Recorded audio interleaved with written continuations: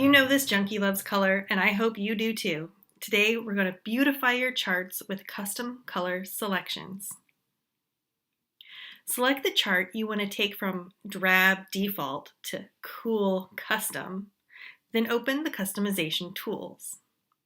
Then you'll click on the default colors, revealing a rainbow of options to choose from. Let's do one together. For this example, I'm using Quickbase from the App Exchange. Let me open the chart I want to edit.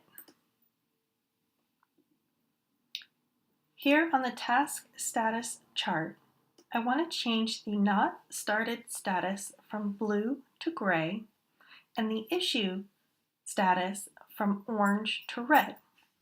To do so, I'll need to customize this report, then scroll down to the section that has the colors. Here I can click on the color square and choose another color by simply dragging around the color on the left and changing the slider bar up and down to choose another color region. I can also enter a custom color code if I needed to match the branding on my website. In this case, I wanted to change issue to be red, so I'll slide to the red section and choose a shade of red.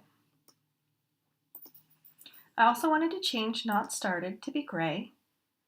Here I'll choose a gray from the left-hand side and click away. Now that I've made my changes, I can save my report.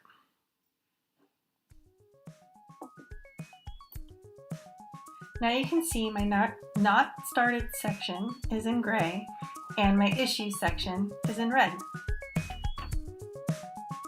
If you learned something new, please like this video, and to get your regular Quickbase Junkie fix, subscribe to Quickbase Junkie on YouTube or visit quickbasejunkie.com.